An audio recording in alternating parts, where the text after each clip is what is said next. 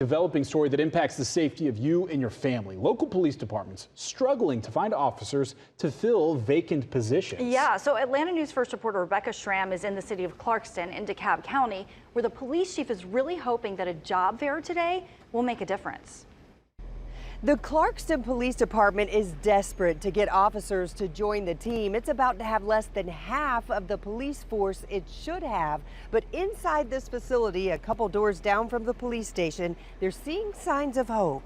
The first to arrive at the job fair for the Clarkston Police Department, Jalil Walters, a 25-year-old security guard. His father is a career police officer, and he wants to follow in those footsteps. That's where I got my passion from. You probably didn't think I was paying attention to him growing up, but I promise you I watched him every step of the way. We're at crucial staffing. Clarkston Police Chief Christine Hudson tells me her department, which usually has a staff of 21 officers, will be down to 12 by the end of the week, 8 by the end of the month.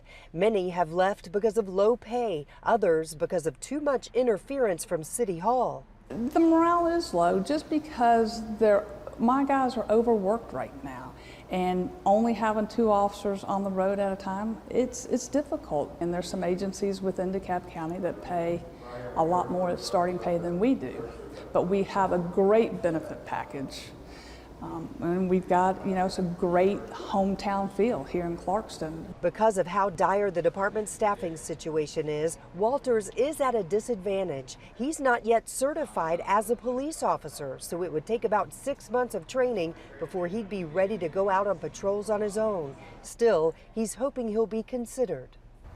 Whatever it takes, I'm down, I'm ready. I'm ready to go.